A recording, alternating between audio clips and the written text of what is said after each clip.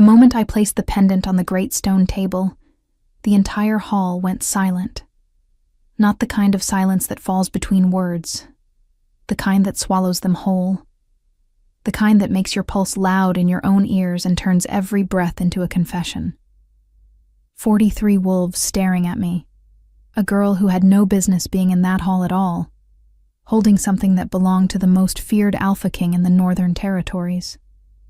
I had found it 3 days ago, half buried in the mud near the eastern ridge where the river bends sharp and cold. I didn't know what it was at first, just a disk of darkened silver, carved with a pattern so intricate it seemed to breathe when the light hit it right. Old. Older than anything I had ever touched. My fingers had closed around it instinctively, the metal warming against my palm faster than it should have, and something at the base of my throat had tightened. My name is Nora.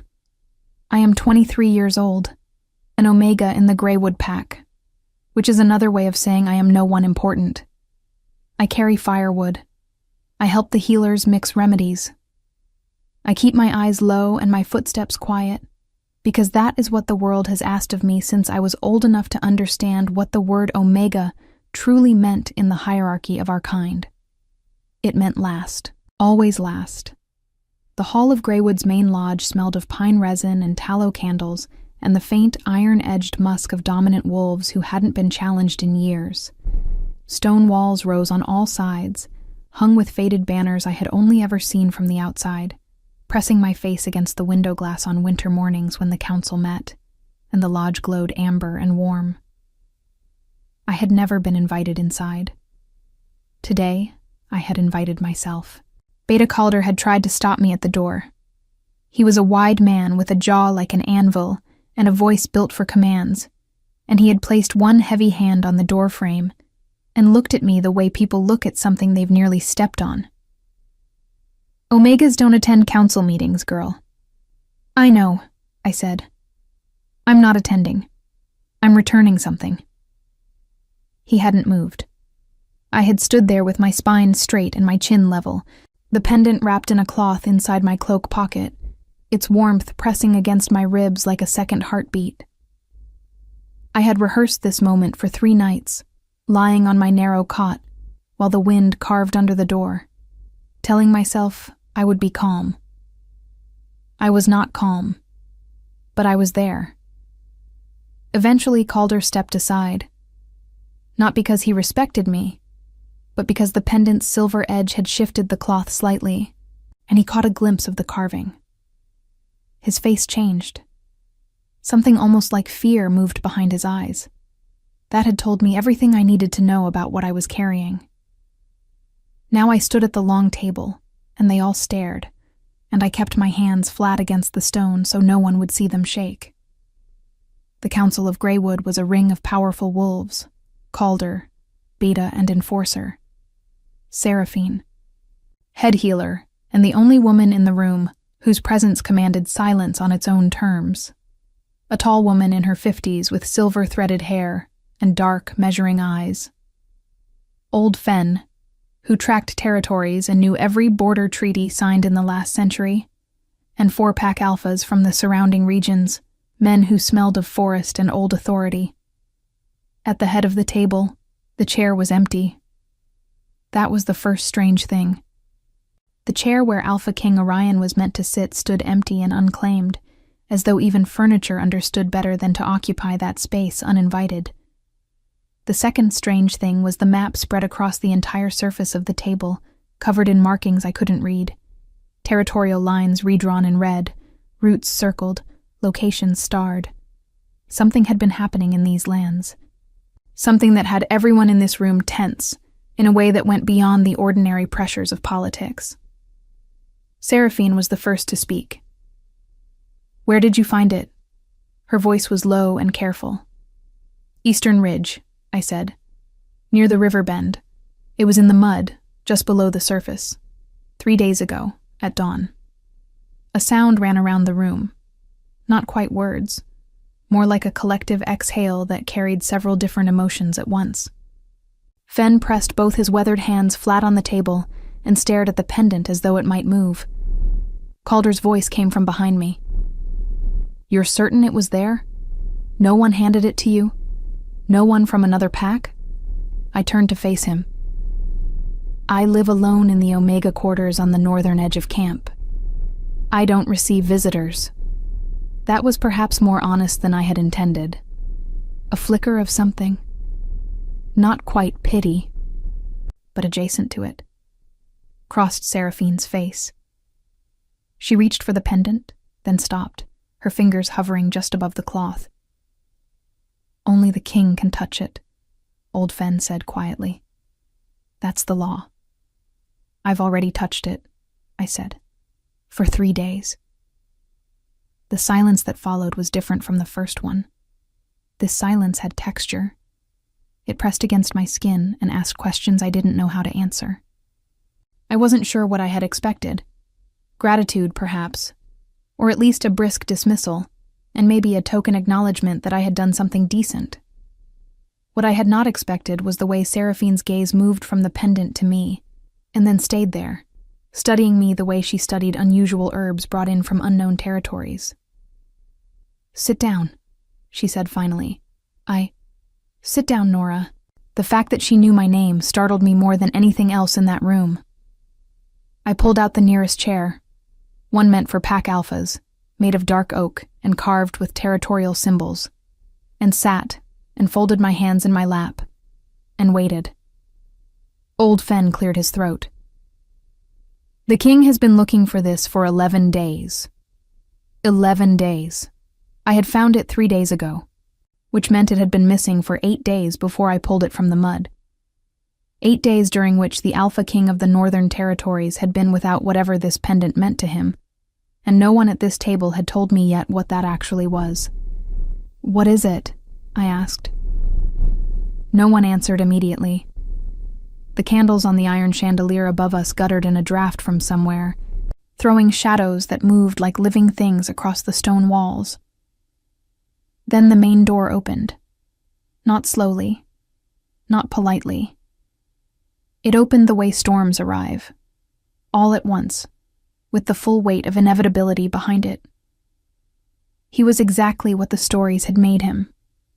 Tall in a way that reorganized how you understood a room. Dark-haired with braids worn back from a face that was all sharp edges and unreadable stillness. He wore leather and fur, practical and unadorned, but carried himself with the kind of authority that needed no decoration. His eyes were pale, startlingly, almost colorlessly pale, and when they swept the room in the first half-second after he entered, they missed nothing. They stopped on me. Not on the pendant, not on the map, not on the council members who had risen to their feet around the table. On me. I did not look away. I'm not entirely sure why. Every instinct I had been trained to follow said, "Lower your gaze, make yourself small, become invisible." But something held my chin level and my eyes steady, and for 3 full seconds, Alpha King Orion looked at an Omega from the Greywood pack who had no business sitting in his council chair. Then his gaze dropped to the pendant on the table, and the expression that crossed his face, just for a moment, just a fracture in the stone, was something I would spend the next several weeks trying to name. He crossed the room in silence. Not the silence of someone trying to be quiet. The silence of someone who had never needed to announce himself, because every space he entered already knew he was coming. The other wolves in the room shifted almost imperceptibly as he moved past them, shoulders angling inward, chins dropping a fraction. The involuntary language of submission written into the bodies of powerful men who would never admit to feeling it. I stayed still, partly because I didn't know what else to do, partly because my legs had decided, somewhere between his entrance and his crossing the room, that they were no longer reliable, and partly because there was something in the way he moved that made stillness feel like the only appropriate response. The way you go quiet in a forest when something ancient passes through it. Orion stopped at the edge of the table. He looked at the pendant for a long moment without touching it. Then he looked at me again. And this time the look lasted longer, and it had more layers to it. You found it, he said. His voice was lower than I expected. Not soft. Nothing about him was soft. But measured. Deliberate. The voice of someone who had learned at some cost to choose words carefully. Yes, I said. At the eastern ridge, near the river bend. 3 days ago. It wasn't a question. Someone had already told him, or he simply knew, the way alphas sometimes knew things about their territory that no report had carried to them yet. Yes. And you carried it for 3 days before bringing it here. There was no accusation in it, just the flat observation of a fact, laid between us like something he intended to examine later. I felt the weight of it anyway. I needed to be certain of what it was, I said. I didn't want to bring something ordinary to the council and waste their time. Seraphine made a sound. Not quite a laugh, not quite a cough. Old Fen studied the map with sudden intense interest. Orion's pale eyes didn't move from mine. And when you were certain? I came immediately. Something shifted in his expression. Not warmth, not yet, and perhaps not ever, but a recalibration of some kind. The way a scale adjusts when the weight placed on it is different from what was anticipated. He reached out and picked up the pendant. The moment his fingers closed around it, the room exhaled. Every person at that table released something they had been holding without knowing it. Even the candles seemed to steady. The pendant disappeared into his closed fist, and he stood there for a moment with his head slightly bowed and his eyes closed, and I had the distinct sense that I was witnessing something private, something I should probably look away from. I didn't. When he opened his eyes, he looked directly at me again, and this time there was a question in his gaze that he hadn't yet decided to ask aloud. They sent me out of the room after that. Calder escorted me to the corridor with a hand near my elbow that never quite touched me, as though contact might be interpreted as acknowledgement, and told me to wait. The door closed. I stood alone in the stone passage with its single narrow window overlooking the training yard, where a group of young wolves were running formations in the gray morning light, their breath clouding the air in white bursts. I had expected to be dismissed, thanked briefly, given perhaps a small formal acknowledgement, and sent back to the Omega quarters to continue being invisible in the usual ways. That was the logical outcome. That was the outcome the world had been rehearsing me for. Instead, I waited in the corridor for 40 minutes. I counted them by the movements in the training yard. 3 rotation changes, 2 water breaks, 1 argument between 2 younger wolves that their supervisor ended with a single sharp word. My feet ached. The stone floor was cold even through my boots. I pressed my back against the wall and told myself the waiting meant nothing, that they had simply forgotten I was there. That any moment now Calder would emerge and gesture me toward the exit with the polite indifference of someone disposing of something mildly inconvenient. The door opened, and Seraphine came out instead. She looked at me for a moment, and I had the sense she was completing some internal assessment she had begun in the council room. "Come with me," she said. Her workroom was nothing like the council hall. Where that space was formal and heavy with authority, Seraphine's room was dense with life. Bundles of dried herbs hanging from the rafters, jars of tinctures lined along shelves in order of color and viscosity, maps of different kinds pinned to a corkboard near the window. These ones marked not with territorial boundaries, but with migration patterns and seasonal routes and small notations in a handwriting so precise it looked almost mechanical. She poured 2 cups of something that steamed and smelled of pine and cloves, and handed one to me without ceremony, and sat across the low table and looked at me the way she had looked at the pendant. "How long have you been Omega in this pack?" she asked. 4 years, I said. I came from the Ashvale territory after their dissolution. She nodded as though this confirmed something. And before that? My family was independent. We didn't belong to a pack. I paused. That's not uncommon for Omegas. No, she agreed. It isn't. She wrapped both hands around her cup. You held the pendant for 3 days, Nora. Most wolves who aren't the king can't hold it for 3 hours without feeling the effects. I looked at her. What effects? Disorientation, fever, a kind of pressure behind the eyes that builds until you have to put it down. She tilted her head slightly. You felt none of that? I thought about the 3 days. The warmth against my ribs, constant and even. The way I had slept better than usual those nights, dreamlessly and deeply. The strange clarity I had felt in the mornings, as though something had been cleaning the fog from the edges of my thoughts. No, I said slowly.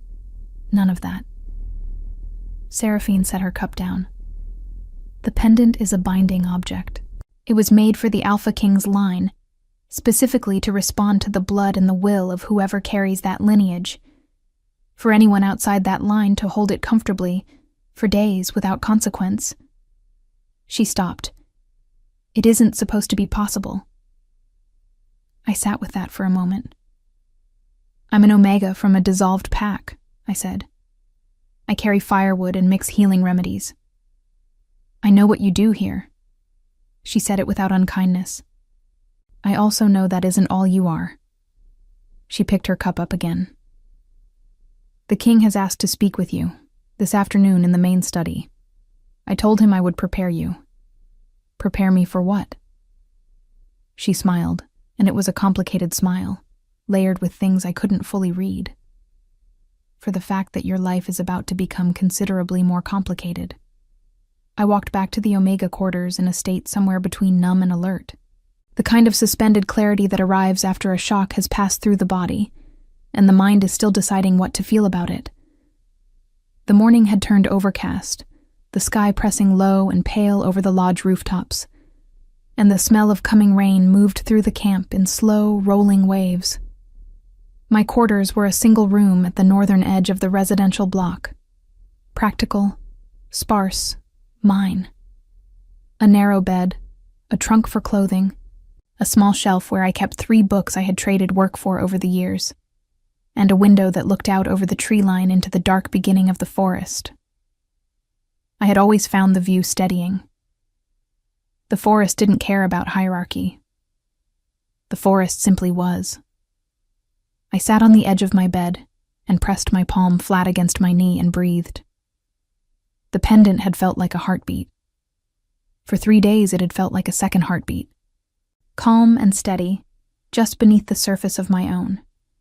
And I had genuinely believed that it was just a strange object, old and powerful in the abstract way that old things sometimes are, and that returning it would close the story neatly and deposit me back into my ordinary life. Outside my window, the first drops of rain began to fall through the pine branches, dark and quiet. I thought about pale eyes that had stopped on my face before they found the thing they were looking for. I thought about Seraphine's voice saying, "That isn't all you are." The afternoon felt very far away and very close at the same time. The main study smelled of old leather and wood smoke, and something underneath both of those things. Something darker and earthier that I couldn't name, but that settled in my chest the moment I stepped through the door, like a frequency my body recognized before my mind did. Orion was standing at the window when I entered. He had his back to the room, one hand braced against the stone frame, looking out over the same overcast sky I had been watching from my quarters.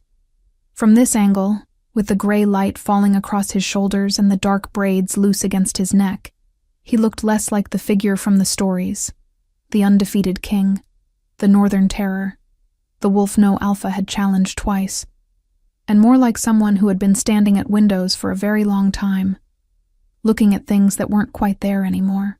Calder stood to the left of the door. He didn't acknowledge me when I came in. Old Fen sat in the corner with a ledger open in his lap, but his eyes weren't on the page. "Close the door," Orion said, without turning. I closed it. "Sit, if you want." There were 2 chairs near the fireplace, low and worn, the kind of furniture that had been used for actual sitting rather than display. I chose the one farther from the fire because the room was already warm, and because some instinct suggested I should leave the closer chair available. I sat. I folded my hands. I waited. He turned from the window after another moment, and I had the impression he had been using those final seconds to compose something, not his expression, which remained still and unreadable as before, but something interior, something he was choosing how to carry into the room. He crossed to the other chair and sat, and for a moment he simply looked at me, and the firelight moved across his features and found the lines there. Not age, exactly, but weight. The particular weight of someone who has made decisions that cost more than they had budgeted for. "Seraphine tells me you had no reaction to carrying the pendant," he said. "She told me the same thing was unusual. It's more than unusual." He held my gaze steadily. "In 4 generations of my family's line, only those with direct blood connection to the original binding have been able to hold it without consequence. That is 3 people, all of them dead." A brief pause. "And now you." I didn't know what to say to that. I said what was true. "I don't understand what that means." "Neither do I yet." He leaned forward, elbows on his knees, and the posture made him look unexpectedly human. Not the AlphaKing performing authority, but a man confronting a problem he hadn't anticipated. "Tell me about your family." So I told him. It wasn't a long story, or a remarkable one, not the way stories in that room usually went. My parents had been independent wolves, unaffiliated, moving between territories as work and season allowed. My father had been a craftsman, my mother a healer's assistant. They had both passed when I was 17, within the same winter of each other. And I had been alone since then, drifting between packs, taking work where I could find it, landing finally in Greywood because it was large enough that one more quiet Omega went unnoticed. Orion listened without interrupting. He was very good at listening, the kind of listener who makes no sound at all and watches your face rather than the middle distance, so that you become aware of each word as you release it. When I finished, he was quiet for a moment. "Your mother," he said. "Her name?" "Eyeless," I said. "Why?" He didn't answer immediately. He looked at the fire. Old Fen in his corner had stopped pretending to read. Calder's posture near the door had shifted. The anvil jaw tightened, the arms crossed, something that might have been discomfort moving behind his eyes. "There was a woman named Eyeless," Orion said carefully, "who served as a healer in the court of my father's pack 30 years ago. She left abruptly, without formal notice. It was noted at the time because she had access to certain restricted archives, including the archive where the binding records are kept." The fire popped softly. Rain moved against the window glass in slow, irregular patterns. "You're saying my mother was in your father's court," I said. "I'm saying it's possible." He looked at me again. "I'm saying the coincidence of your name, your lineage, and your capacity to hold that pendant without harm is the kind of coincidence I've learned not to trust." I sat with it. I turned it over the way you turn a stone over, not certain what's underneath, but knowing the turning is necessary. "What was in the binding records?" I asked. Another pause. This one had texture to it, a decision being made somewhere inside him, about how much to say to a woman who was still, formally, an Omega from a minor pack, with no standing in his court. "Proof," he said finally, "that my line is not the only one capable of carrying the pendant's bond." The days that followed moved strangely. I was not sent back to my ordinary duties. No one formally told me this. No announcement was made. No status was changed. But when I arrived at the firewood station the morning after my meeting with Orion, the senior Omega in charge of work assignments gave me an odd look and said there had been a schedule adjustment, and that I was to report to Seraphine's workroom instead. Seraphine put me to work immediately, with the practical efficiency of someone who had no patience for uncertainty. She handed me a bundle of graywood bark and told me to strip and sort it. And while I worked, she talked about the pack's history, about the territories, about the slow territorial pressures from the southern groups that had been building for years and that the council had been discussing in increasingly strained tones. She didn't talk about the Pendant. She didn't talk about Orion. But she asked me questions, woven into the conversation so naturally that I only noticed them afterward, about what plants I knew, what remedies my mother had taught me, what I had learned during my years between packs. I answered honestly. I always answered honestly. It was one of the few habits I had managed to keep intact through everything that had tried to strip it from me. On the third day, Seraphine handed me a key. It was small and iron, unremarkable except for the weight of it. "The East Archive," she said, as though this were a perfectly ordinary thing to say. "Third shelf, left side. There's a ledger with a green cover. Bring it to me." I looked at her. "Am I allowed in the East Archive?" She met my gaze without blinking. "You are now." The archive was a long, narrow room carved into the bedrock beneath the lodge, reached by a staircase that smelled of stone and time and the cold particular to underground places where the seasons don't reach. Lamps burned at intervals along the walls, low and amber, throwing more shadow than light. I found the third shelf on the left. The green ledger was there, old, its spine cracked with use, the cover faded to something closer to gray-green than true green. I pulled it out carefully, the way I had been taught to handle old things. It came loose from the shelf with a faint sound, like a breath released. I should have simply carried it back up the stairs. Instead, I stood in the amber lamplight and opened the first page. The handwriting inside was precise and small, and immediately, unmistakably familiar. The same careful loops and deliberate spacing I had grown up watching form letters on scraps of paper in a cold kitchen, writing out remedies and lists, and occasionally, when she thought I was asleep, things that were neither. My mother's handwriting. I stood very still in the underground cold, the ledger open in my hands, and read the first line. "If you are reading this, then the Pendant has already found you, which means there is no longer any point in keeping the rest hidden." Outside, somewhere far above me, the rain had stopped. The silence that replaced it was the loudest thing I had ever heard. I read the ledger twice standing there in the cold, and then I carried it upstairs and sat down on the bottom step of the staircase because my legs had made their decision again, and this time I didn't argue with them. My mother had written 31 pages in that small, careful hand. Not a journal. Not exactly. More like a document assembled with the deliberateness of someone who knows they may not be present to explain it in person. Dates, names, observations. The clinical precision of a healer's notes wrapped around something that was anything but clinical. She had been in the court of Orion's father for 2 years. She had worked in the healing wing, and she had been good at her work, and she had been trusted enough to be given access to the restricted archive where the binding records were kept.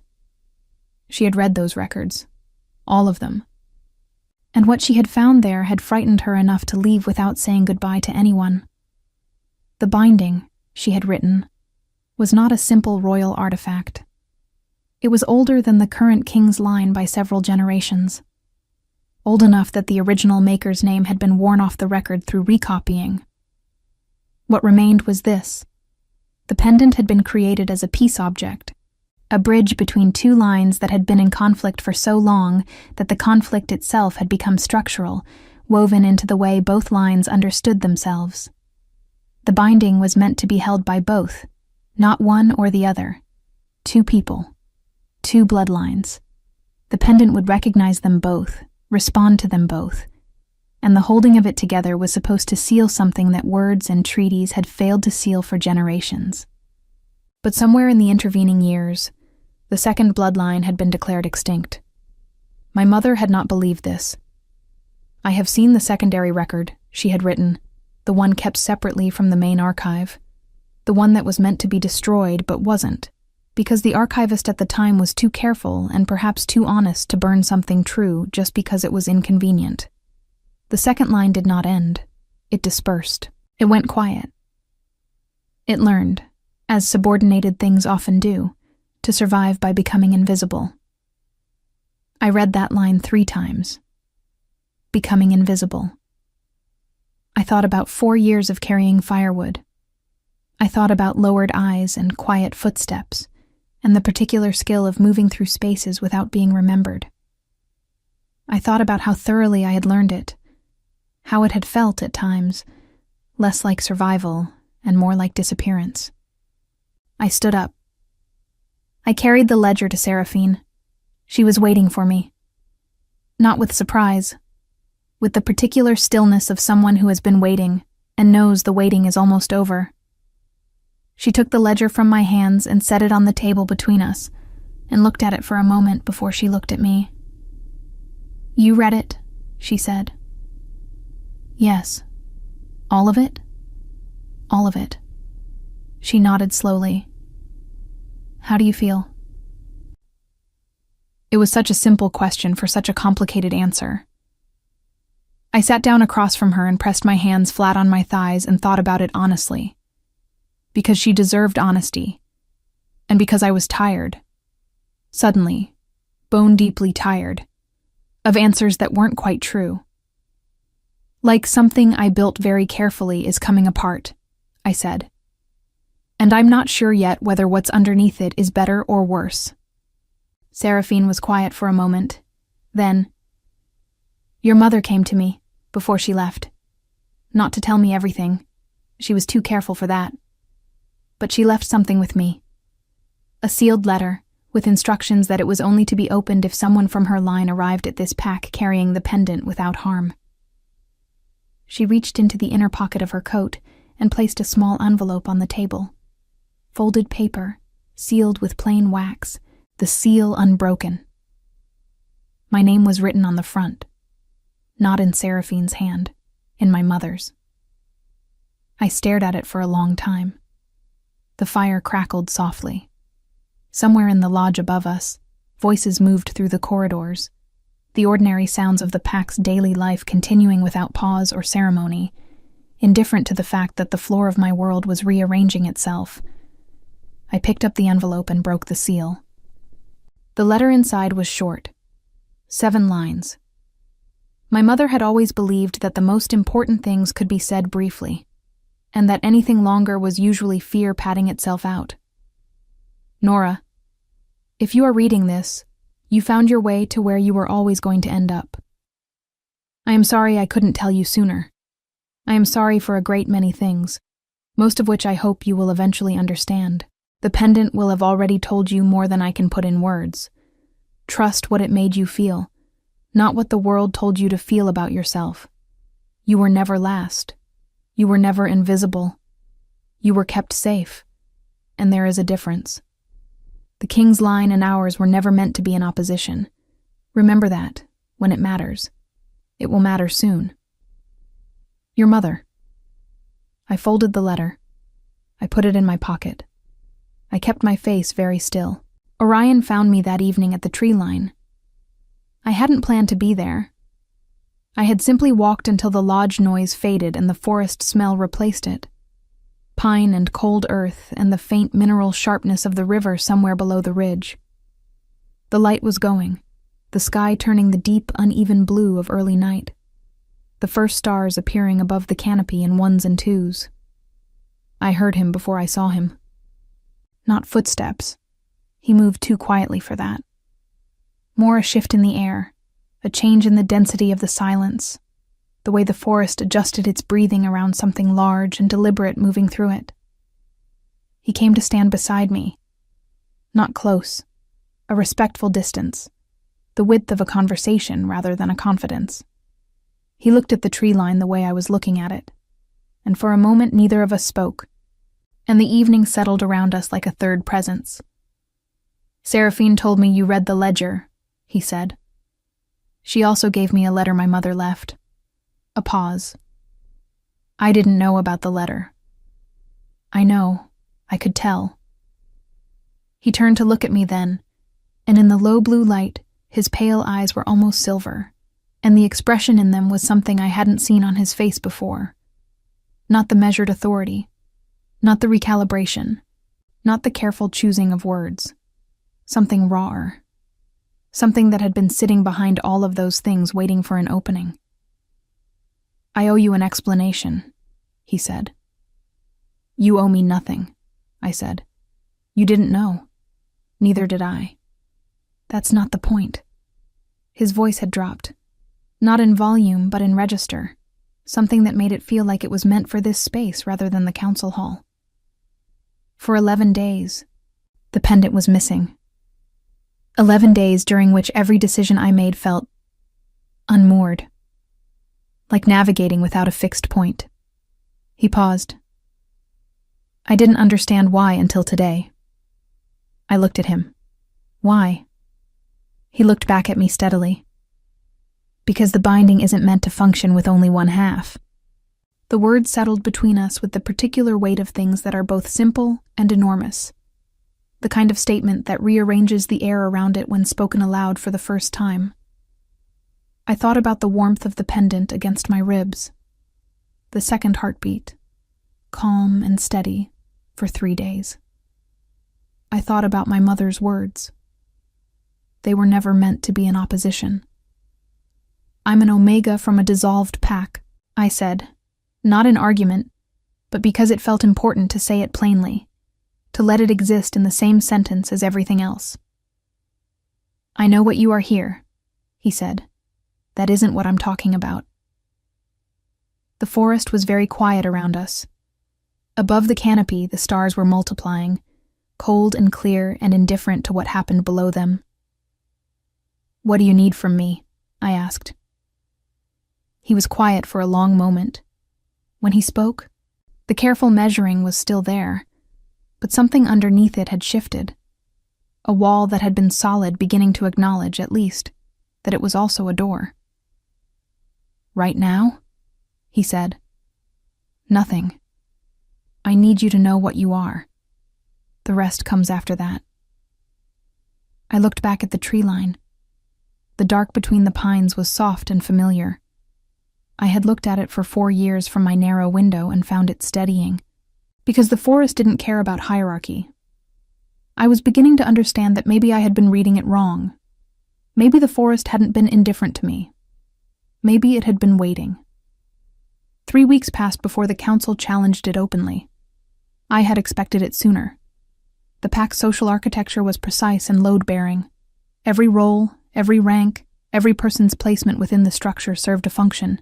And anything that disrupted the arrangement was felt immediately, the way a building feels a shifted foundation before anyone sees the crack. My new position, undefined as it was, had shifted something. People noticed. People talked. The talking reached the council on a Tuesday morning, carried there by Beta Calder in the form of a formal objection, filed with Old Fen, who was responsible for recording such things, and who had the expression of a man who deeply wished he weren't. I learned about it from Seraphine, who appeared in her workroom doorway while I was cataloging a new shipment of dried herbs and said, in the tone she used for things she found professionally irritating, "The council has called a formal review. They want to examine the binding claim before any status adjustment is considered." She paused. Calder drafted the language himself. It's careful. He knows better than to make it personal. "What does the review involve?" "A demonstration," she said. "The pendant, held jointly, in front of the full council and the visiting pack alphas. If the bond responds, if both of you hold it simultaneously and the binding activates, it's documented proof, undeniable, by pack law." I set down the bundle of herbs in my hand. "And if it doesn't?" She looked at me with the directness she reserved for important things. "Then Calder's objection stands, and you return to your previous assignment, and the ledger is classified as inconclusive historical record." A brief pause. "But Nora, I have spent 40 years working with binding objects and the wolves who carry them. I have never seen anyone hold that pendant the way you did. It will respond. I appreciated her certainty.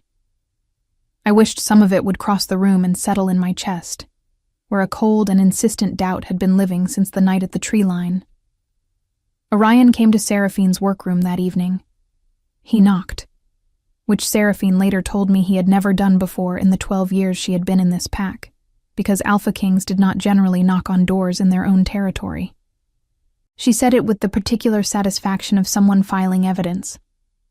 He sat across the work table from me, and Seraphine found a reason to be elsewhere with impressive speed for a woman of her age, and the room settled into the quiet that had become, over the past weeks, the default atmosphere between us.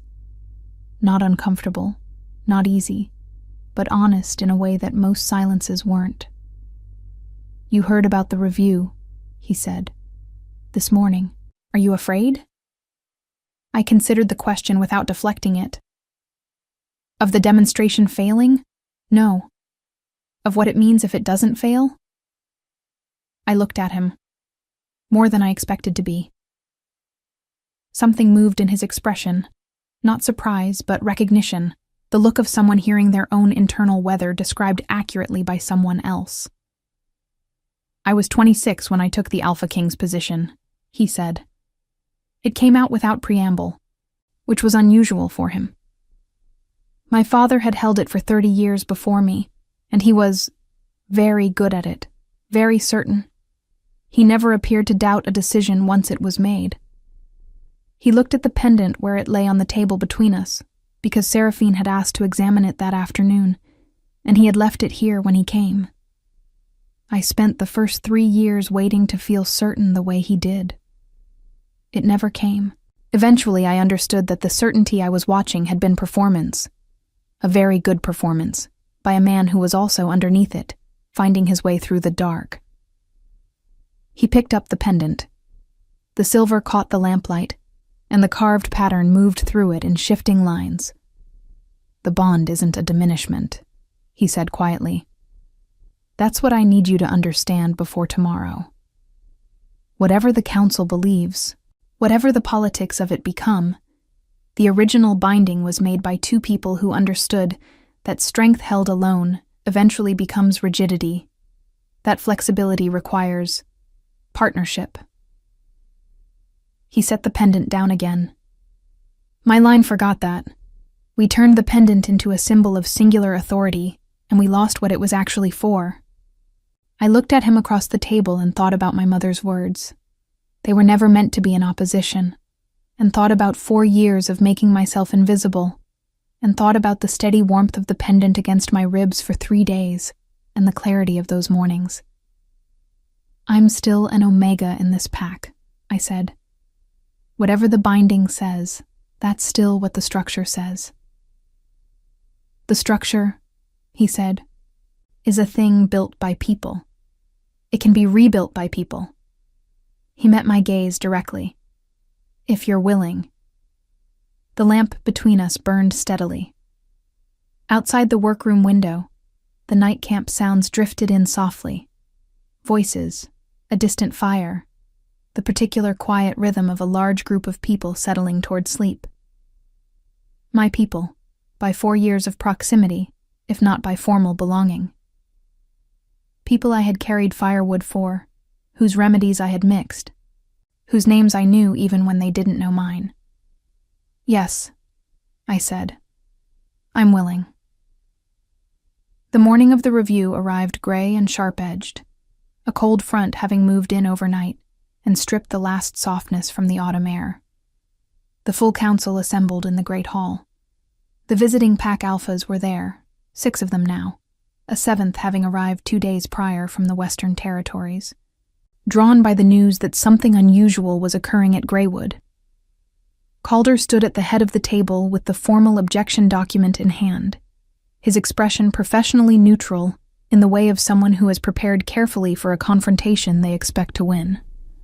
I walked in with Seraphine on my left and Old Fen on my right, and if the 2 of them positioning themselves that way was deliberate, an old healer and a territorial historian flanking the Omega girl as she crossed the council floor, then it was the most quietly eloquent thing I had ever witnessed. Orion was already there, standing at the far end of the table, the pendant in his open palm. Calder read the objection. It was careful, as Seraphine had said. Procedurally correct, invoking 3 separate pack laws regarding status claims and binding verification, giving no surface for emotion to grip. The visiting alphas listened. The council listened.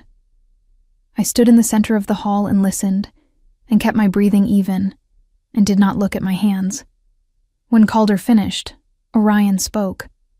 He spoke for 6 minutes. I counted, because focusing on the counting kept everything else manageable.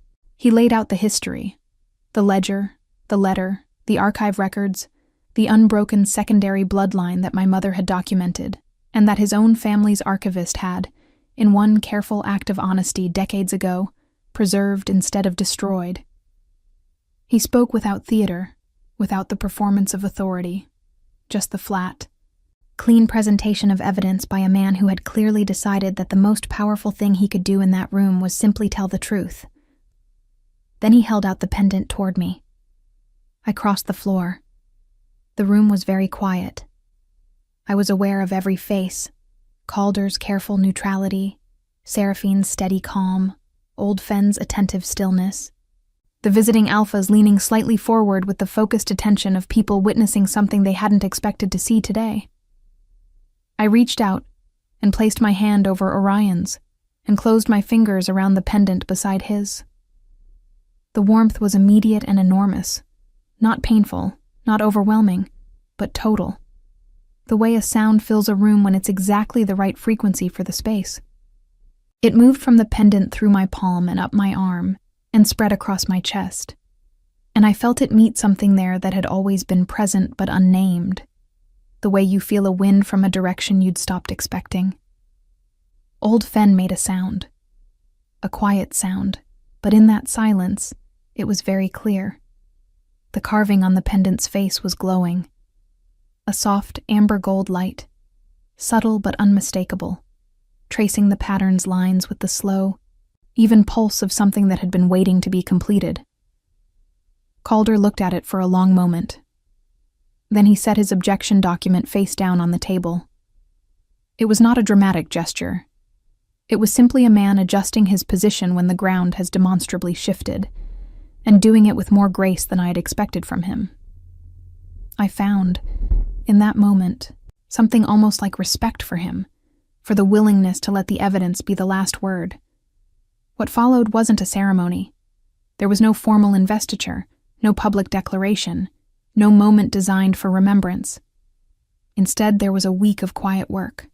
Seraphine, Fenn, and 2 pack historians pulling every relevant record, cross-referencing the secondary bloodline documentation with pack law, building the legal framework with the careful patience of people who understood that structures built in haste don't hold. I sat with them for hours each day, reading documents I had never had access to before, learning the shape of a history that turned out to have always included me even when it appeared not to. Calder came to Seraphine's workroom on the 4th day. He stood in the doorway for a moment, and then he said, addressing the room generally rather than anyone in particular, "If you need the training roster adjusted to reflect the new arrangement, I can have it done by morning." Seraphine looked at him over the rim of her reading glasses. "Thank you, Calder. Morning is fine." He nodded and left, and nothing more was said about it by anyone. The visiting alphas departed over the following days, carrying word back to their own territories. I watched the last of their parties leave from the lodge steps on a morning that had turned unexpectedly clear. The sky washed bright after 2 days of rain, the mountains at the edge of the territory showing their snow-covered peaks for the first time that season. Orion came to stand beside me as the last riders disappeared into the tree line.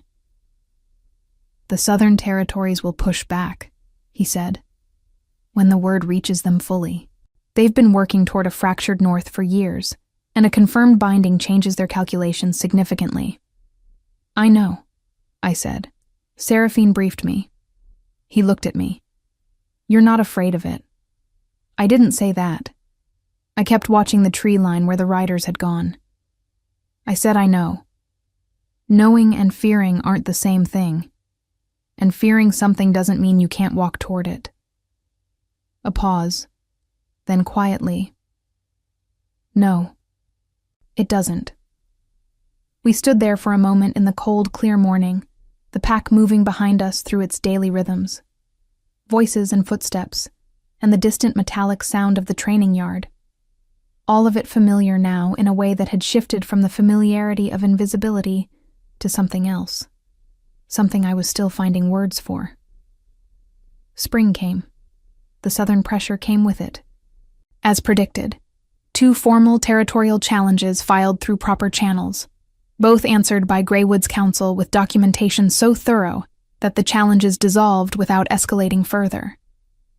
Calder handled the correspondence with the focused efficiency of a man who had redirected his considerable capability toward a shared purpose, and who had discovered, perhaps to his own surprise, that he was good at it. Seraphine retired from the full healer's role at midsummer, handing the workroom and its keys and its 30 years of accumulated knowledge to me, with a ceremony that consisted of 1 cup of pine tea and the instruction to trust my own hands, which she had been watching for months and found adequate to the task. She didn't go far, a smaller set of rooms 2 corridors over, where she continued to read and to be consulted, and to offer opinions whether or not they had been requested, which was exactly right. Old Fen outlasted everyone's predictions, as Old Fen had always done, and continued to appear at every council meeting with his ledger, and his quiet attentiveness, and his memory for treaty language that no one else could equal. And Orion learned slowly, the particular work of carrying something with someone else rather than alone. It didn't come easily to him. He had built himself around singular authority for too many years for the adjustment to be smooth, and there were council meetings that ended with both of us silent on opposite sides of the room, and evenings where the distance between us had the texture of a disagreement that neither of us had finished having yet. But there were also mornings. Mornings in the study with maps spread between us, and 2 cups of something hot, and the quiet back and forth of 2 people building something together with the care that things worth building require. Mornings at the tree line, where the forest had finally revealed itself to me as what it had always been. Not indifferent, not simply a backdrop, but a constant presence, patient and unhurried. The way love is when it has decided to be permanent rather than urgent. The pendant hung on its chain now, not hidden in a pocket, not buried in mud, but present, worn, the carving familiar to my fingers the way important things become familiar. The warmth of it was steady and quiet, a second heartbeat even now. I was 23 when I walked into the great hall with an object I didn't fully understand and placed it on a stone table in front of people who had no category for me. I had been invisible for 4 years, and I had thought, in some deep and barely examined part of myself, that invisibility might be what I was for. I was wrong about that. What I was for turned out to be exactly this. Standing in the middle of my own life with my eyes open and my hands capable and the knowledge, hard-won and unshakable, that last is not the same as least, that quiet is not the same as small, and that the things the world overlooks have a way, patient and inevitable like spring following the coldest winter, of making themselves known. The pack was whole, the binding was sealed, and I was, at last, entirely, irreversibly found.